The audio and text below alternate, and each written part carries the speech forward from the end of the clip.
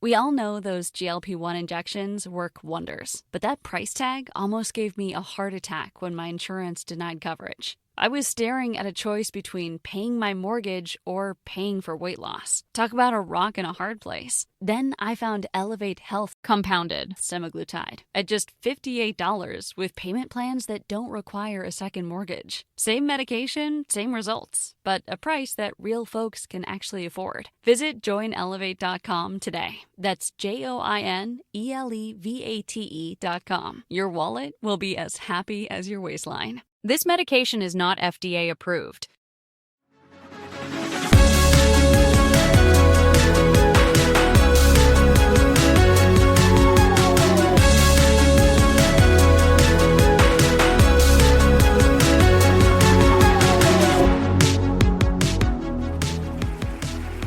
My goodness, Edinburgh, welcome to the Final FronTia Live! Let's make some noise for my fabulous, glamorous, drag cousin twice removed, Baby Belle! Hi. Hello, Baby Belle. Hello. What are you wearing? Well, because it's a podcast about nerdy fandoms, I thought I'd come as a Trekkie.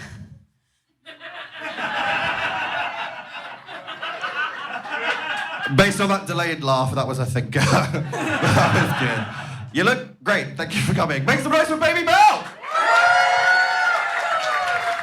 So we are recording a live podcast. Has anyone listened to the Final FronTia before? You're the three listeners. Great.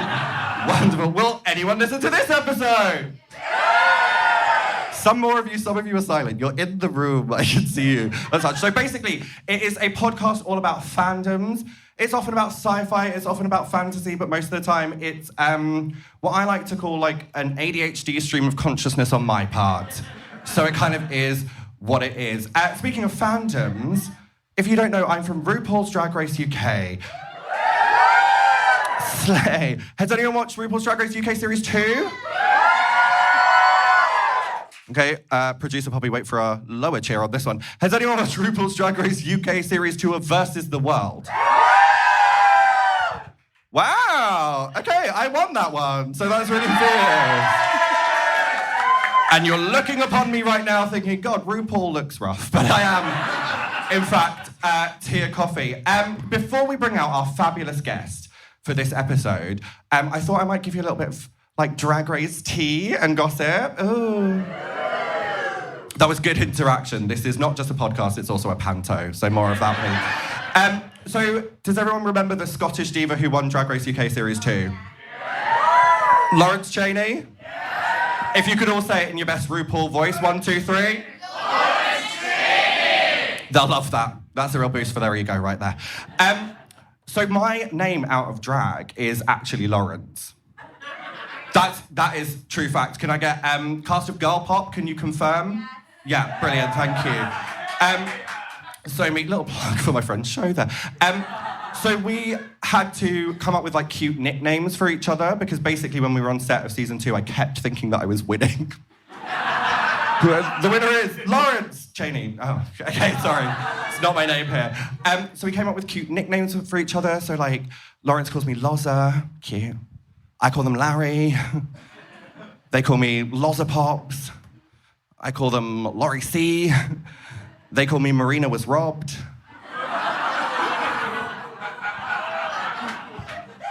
Shall we bring on our guest? Now, I gave you a little hint with the opening number there. It's from a show called Saucy Jack and the Space Vixens, which, by the way, was the first time I ever saw a drag queen perform in real life, and it was here at the Edinburgh Fringe in Saucy Jack. So that show is literally responsible for this mess that you see on stage right now. So the hint was Vixen. I'm a nerd and a big fan of a television quiz show. So we have one of my favourites from The Chase on ITV, the Vixen. Please, welcome to the stage with, everyone's like gagged. I was like, I won Drag Race, and you guys were like, okay, now, fine, that's great. That's why we have a guest on this podcast. Please, welcome to the stage, the Vixen, it's Jenny Ryan! Wow! What a reception. Wow. I get it. Thank you for joining me here in my home. This is where I live now. It's quite cavernous. Well, that's not the only thing about me that's cavernous. Hey. So, thank you for sharing. That was for you two in the front there. So, first question, why are you up here? What are you doing here at the Edinburgh Festival Fringe? I'm very busy here at the Fringe. I love the Fringe and I do come every year. But this year I am producing 3 shows, one of which I have written and I am the star of it. Star. The only person in it.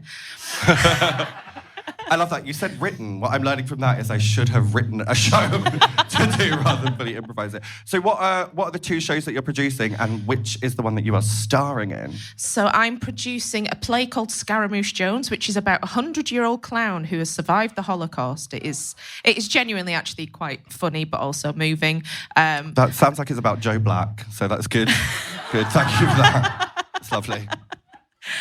I'm also producing a stand-up show from my friend Leslie Ewing Burgess. She is a 6'3" Canadian with green hair. You cannot miss her.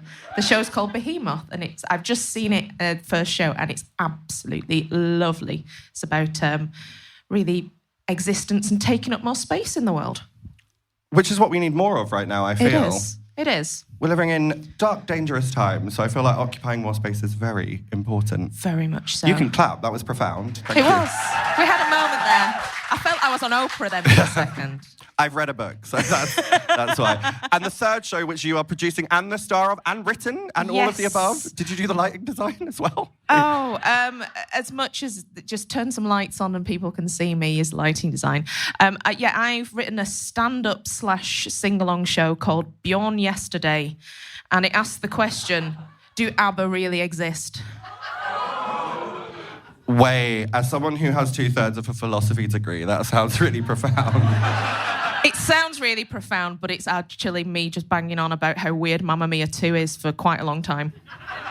That's what. Have you heard about, not to veer off course immediately, I warned you, ADHD stream of consciousness.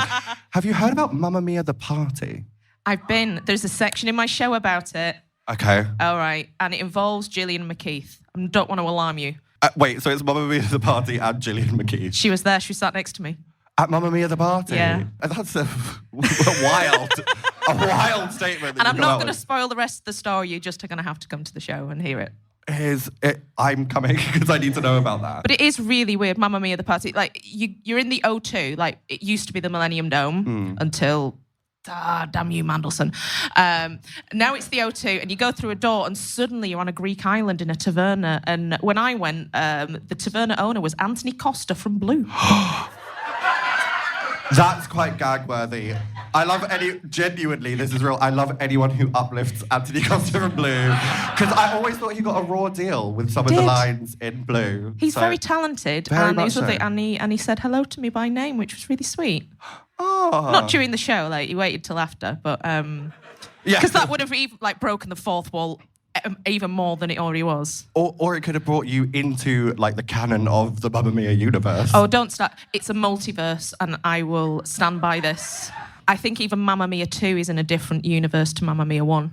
Hang on, I've got theories, I've got timelines, I've got diagrams. I literally have a murder board, like in Investigations. I've got red string, I've got laser pointer. I need to know more about the Mama Marvel style Mama multiverse of Mamma Mia. I think, it's make sure you're fully hydrated before you come, because it's quite a lot to take in. Hydration is important generally. It really is important. That's a nice thing that we've shared with you now. That is fun. I want to dig a little bit deeper into, like, aside from your clear, I'm going to call it obsession with ABBA and Mamma Mia, do you have any, like, fandoms, like TV shows, films, books, not that I read much, but books are cool, that you, like, really enjoy, that you, like, obsess over? I do have a bit of sort of an obsessive personality. So when I really like something, I really, really like it. But I think the first thing I remember getting into that was like mine was Star Wars. Because I was just a little bit the wrong age for the original trilogy to come out. Okay.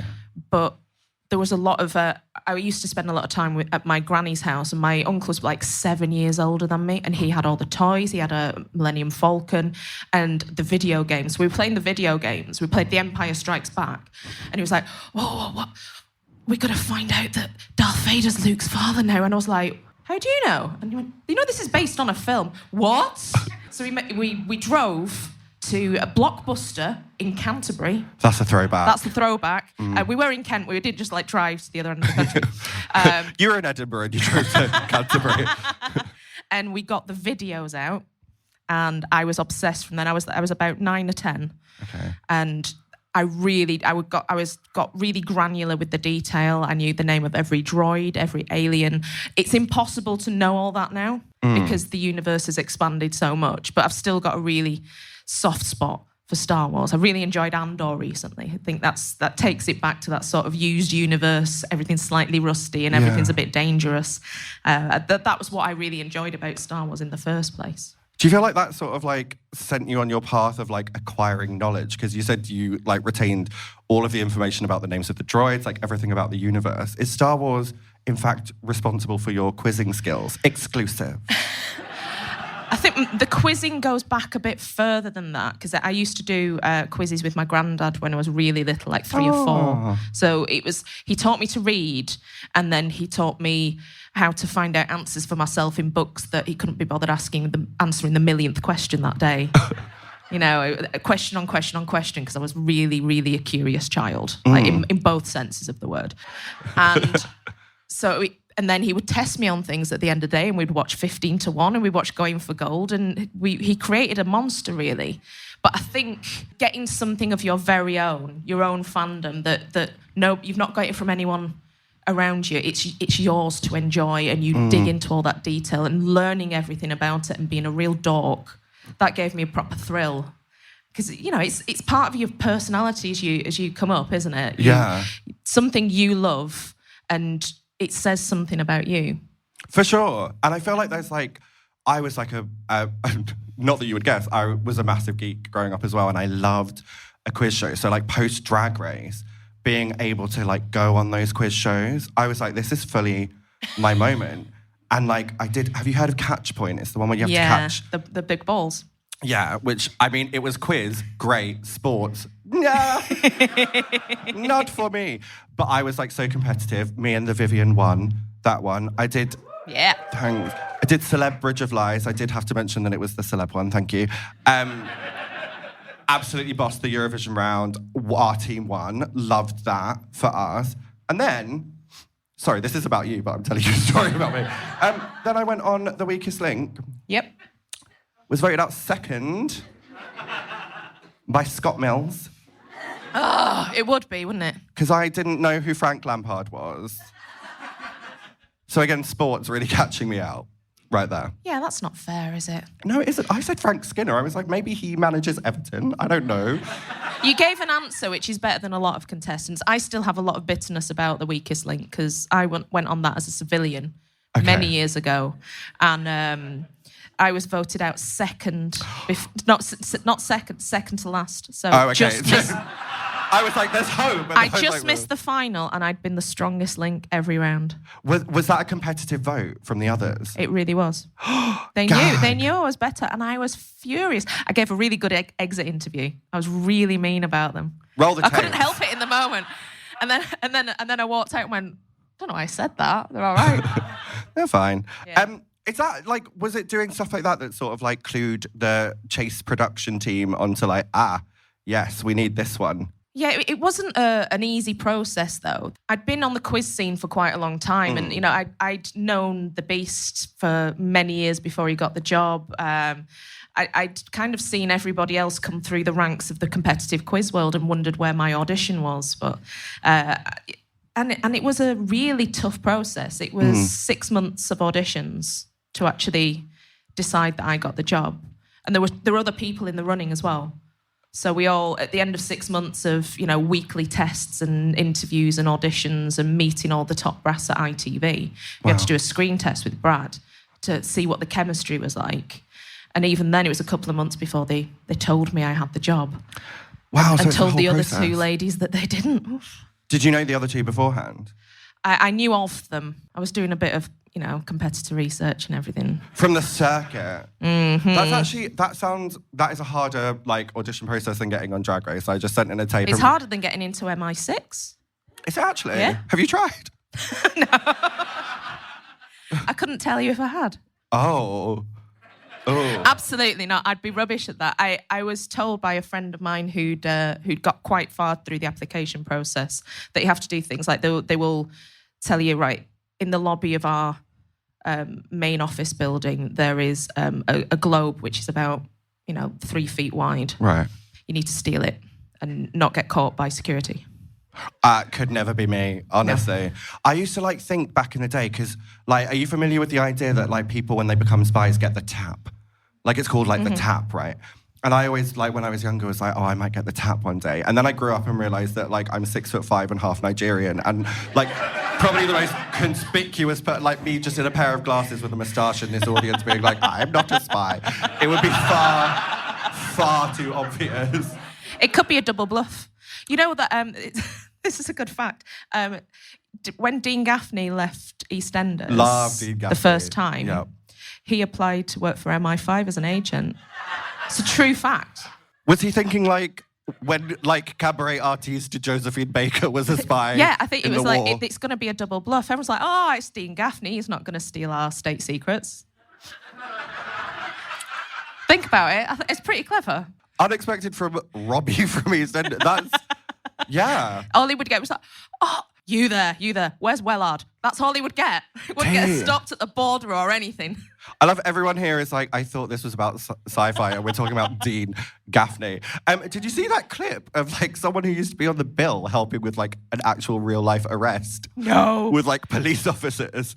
And then the police were oh, can we get a photo with you afterwards? I thought that was quite fierce. That's brilliant.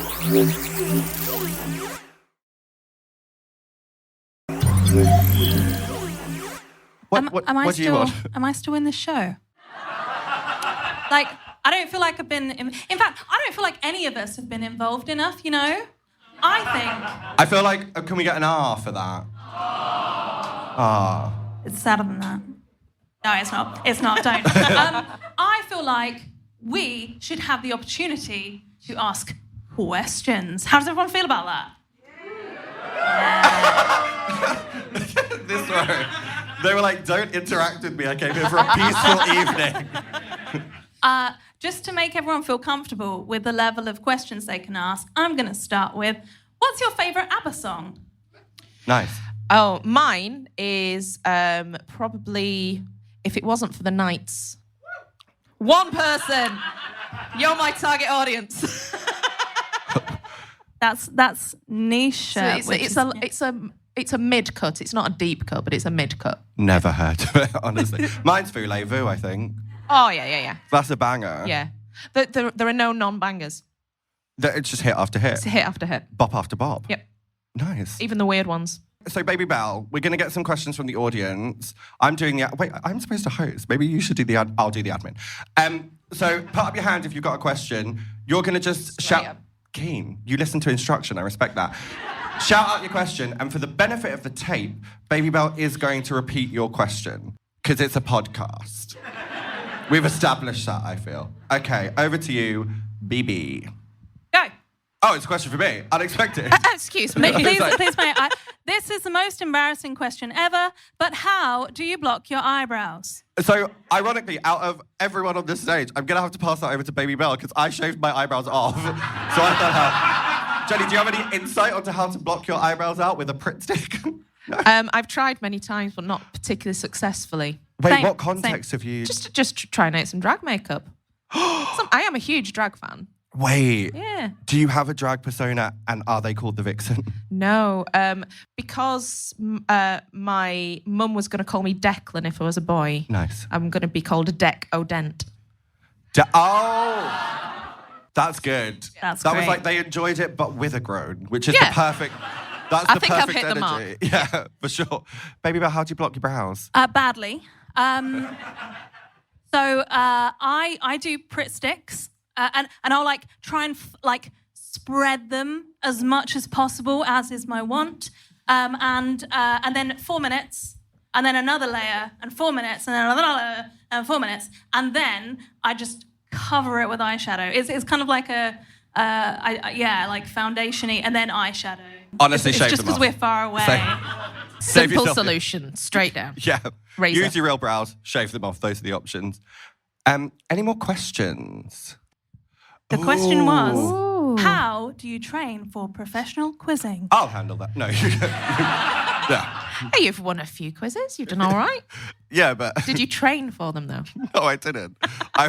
We were just against people who weren't very good at answering questions. I think for me, every day is a school day, so I'm learning things all the time, and they all kind of get stashed away. I think I've got a genetic predisposition to kind of have things stick straight into my brain. But the other side of quizzing that's more important than putting facts in is being able to recall things. So practicing your quizzing, whether it is taking part in local pub quiz or even a quiz league, or just watching quiz shows at home to practice getting the facts straight back out. You're learning things, you're being able to retrieve things, and you get better day after day if you keep doing that. And that's my excuse for watching Tipping Point every day. Guys, I feel like I have quite a good recall, because in my life, I essentially bring my friends round under the guise of come and meet my new kittens, and then we play Trivial Pursuit against their will. And I get the questions right often, and I have no idea that I knew the thing. I'm just Dave Grohl, maybe? And it is. And that happens so frequently, and I don't know why. And I feel like maybe it's instinct. Really, you can sort of program the animal bit of your brain to just process things and spit things out. So if you're doing that, you've got the start of a good quiz's brain. Sometimes when I'm doing the final chase, I will hear a question and just throw out, if I don't know it consciously, I will have an unconscious answer. Oh, nice. And be able to throw it out. And sometimes I really don't know where those answers come from because I've programmed it in and got, in what style of dance? Ballet. It comes straight out. Just I don't a know natural it. response. I hear dance and something that sounds vaguely French, because this is a bit of gossip for you. Brad doesn't always pronounce everything correctly and sometimes has to re-record questions. So he and you go, oh, ballet. You go, how did you know that? But Brad completely mangled it. And it's there's an instinct to it, and it feels like the right answer. You may as well say it. And that's something I do admire. If you are giving answers and not going, oh, I don't know, pass, because you don't want to look stupid, just say something, because at least it shows you have some knowledge in your brain. Throw it out, be proud. I'm always impressed that people even apply to go on shows like The Chase, because millions of people are going to see you. And that's really tough. And don't think that doesn't weigh on me every day when I'm sitting backstage going, if I lose this money now, millions of people can go straight onto social media and take the piss out of me. Is that a lot? Is that a big pressure? I've tried to block it out completely. I don't really look at social media too much anymore. Although it's the contestants who get it a lot worse than us. Okay. We are kind of given a little bit of, we're on a pedestal, whereas the contestants get ripped to shreds for whatever answer they give, or their appearance, or their accent. And I that's one thing I really hate about the social media era. I think people should just be kinder. That's really soppy, but just be nice. People have been brave and made an entertainment show. Don't be mean. Just go and make a cup of tea. Sit down. Rehydrate, for God's sake. That's probably the problem. That is your second cue to make sure that you hydrate during the course of today. No, that's so true. And that's obviously something that I've experienced as someone who's been on Rupert's Drag Race UK. Is that a lot of the negativity and backlash can happen on social media. And the weird thing is, first time around, everyone was like, Tia, you're the Diana of drag, love. Second time, I wasn't terrible at everything. So people were mad about it. And that was very strange. Also, it was international. So it was a wild of people supporting their faves and stuff. But it can sort of overtake you. So it's good to hear that kind of advice to look away and don't sort of participate in that conversation. Remove yourself from the narrative. Speaking of removing yourself or not removing yourself, we've got one more question, I believe. Oh. Yes. Would you ever do a hypothetical All-Stars, All-Winners? Or have you scratched that itch? Oh, usually people are like, would you do All-Stars? And I'm like, I already won. No. Would I do an All-Winners series? I think... Listen, bless you, my love. No one else said it. Very rude room. That was weird. Sorry, I love you all. So, like, I feel like I would do it under the guise that, like, on the first one, you sort of, like, you had, like, real... This is so controversial. Why am I saying this? You had, like, real, like, contenders for the crowd, and then you had people that it's nice to see there. And I feel like I'd be very comfortable walking in and being like, hello, guys. Isn't it nice to hang around with people who might actually win this series? But I also think if I was going to do it, I would have to be on with Lawrence, because 2 winners called Lawrence from the same season is kind of iconic. It's amazing. Although I feel like they could quite easily have 2 winners called Sasha on that, who would be far more exciting than me. So, yeah, but also they won't call me in a million years. But thank you for the question. All-Star 73, here I come. If all the chasers were on Drag Race as contestants, who would win? Other than if you weren't obviously competing, who would win? Declan.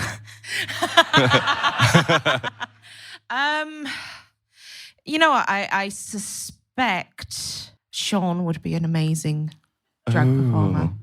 Yeah, I think he would really lean into it as well. In fact, anytime we get a chance to dress up on a Christmas special, he will immediately strap on some fake boobs. You said strap on, and I panicked. I was like, whoa! Family show. Yeah, I think last year he dressed as Anne Hegarty on our Christmas special. Love Anne. What an icon. Speaking of quizzes, What a segue. That was great. I'm natural and not awkward. You remember that from the start, don't you? So we do actually have a quiz, because you were kind of saying, you know, I'm pretty good at saying Dave Grohl sometimes. So I've got a quiz, and we're going to find out who's smart at quizzes. We're going to try and give Tia a fighting chance. Maybe, I don't know. We'll see what happens.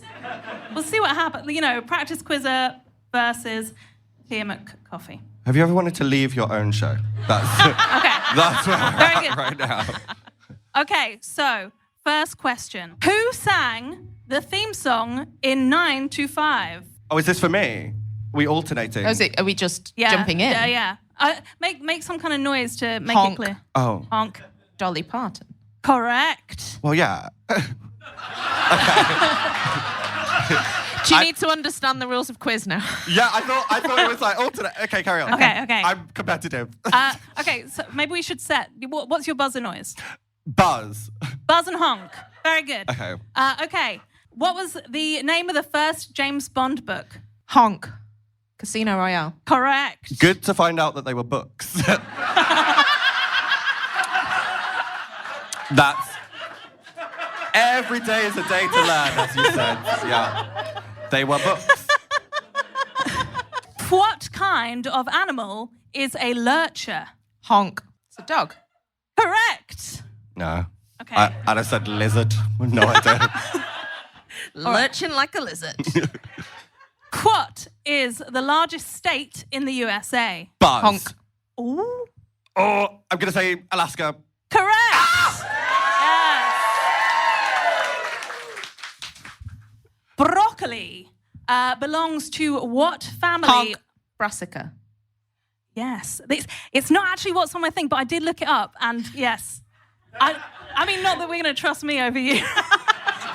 It's flowers, right? Yeah, there are tiny little flowers tiny about flower. to bud. Yeah. That didn't add to anything. I just wanted everyone to know that I knew something about broccoli. Okay.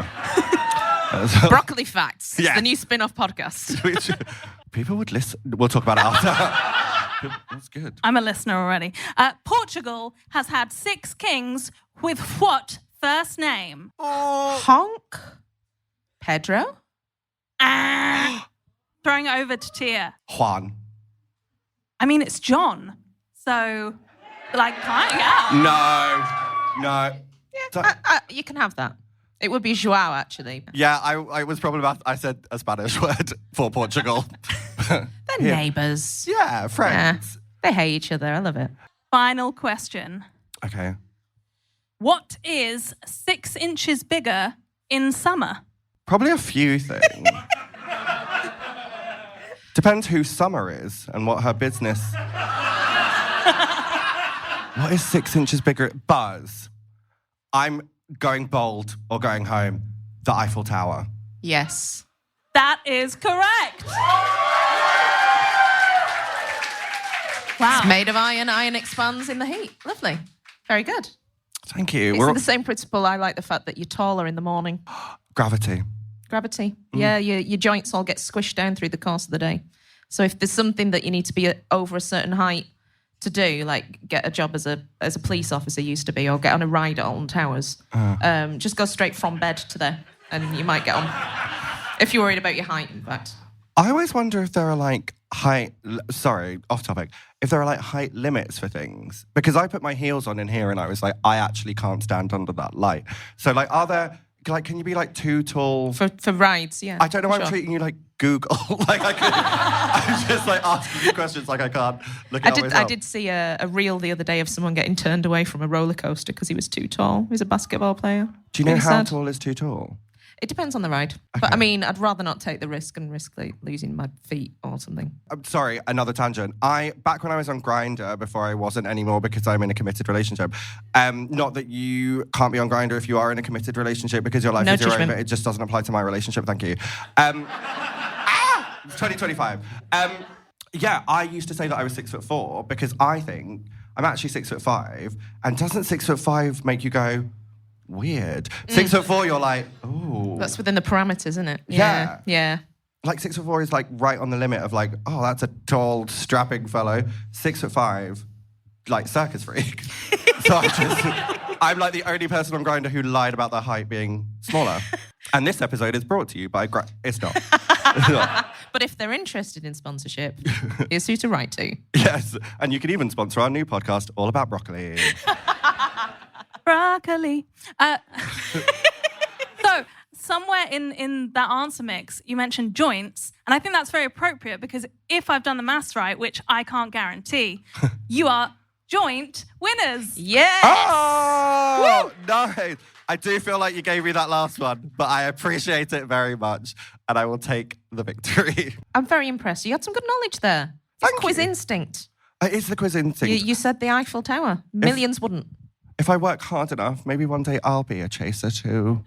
I wouldn't put it past you. Thank you. Yeah. We'll swap jobs. Declan versus... I'd just take the Vixen, to be honest. Yeah, you've got the right colour hair at the moment. Yeah, that's why I did it. Lovely. I wanted to match. Anyway, thank you so much for joining me today. Thank you for having me. It's been a pleasure. Everyone make some noise! Please make some noise for Baby Belle! Make some noise for the icon, the legend, the star that is Jenny Rand! And finally, make some noise for yourselves for being fabulous this evening. Thank you so much to Poppy, to James, and to everyone here at Greenside. We will be back tomorrow with a different guest. Can I get a dramatic ooh? But in the meantime, take care of yourselves and each other.